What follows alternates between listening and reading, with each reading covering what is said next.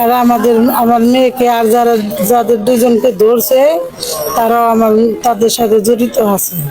Cantonment public স্কুলের সামনে থেকে আমার মেয়ের স্কুল ছুটি হয়েছে, বের হওয়ার পরে আমার মেয়ের অপহরণ করছে।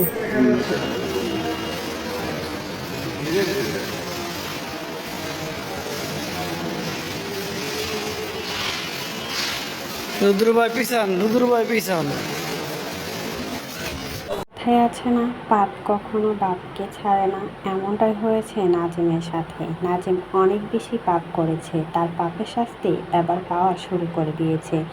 মিমের মতো নিষ্পাপ মেয়েটাকে ঠকিয়ে তানিশার মতো মেয়েকে বিয়ে করেছিল নাজিম সুখে সংসার করার জন্য। এবার সুখে সংসার জেলে বসে করতে হবে তানিশার স্বামী নাজিমকে।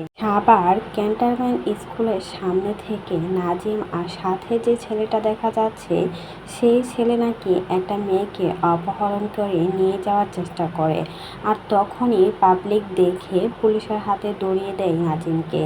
এমনই নিউজ এবার মেয়ের মা নিজের মুখে স্বীকার করলেন সাংবাদিকদের সামনে। বললেন, আমার মেয়েকে স্কুলের সামনে থেকে নিয়ে যাওয়ার চেষ্টা করেছিল।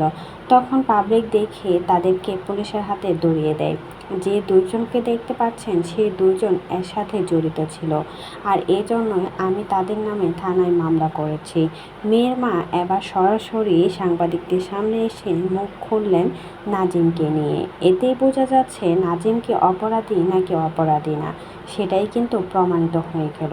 কথায় আছে, পাপ কোনোদিন কিন্তু বাপকেও ছাড়ে না, আর সেটাই হচ্ছে নাজিমের সাথে। তাই তো এখন জামাই চুন্নি তানিশা আপার জামাই কিন্তু এখন জেলে বসে রয়েছে। এখন কিন্তু আর সিম্পিতি নিতে পারবে না, এখন আর কোনো কথাই বলতে পারবে না তানিশা আপা। নিজের জামাইয়ের চরিত্র ঠিক নেই, আবার অন্যকে নিয়ে কথা বলে। এই জামাই নিয়ে কতই না বড়াই করেছিল তানিশা বলেছিল নাজিমের চরিত্রের কোনো কলঙ্ক নেই। অন্য কিছু থাকলেও কখনো কোনো মেয়ের দিকে চোখ তুলে তাকায় না, শুধুমাত্র তানিশাকেই ভালোবাসে।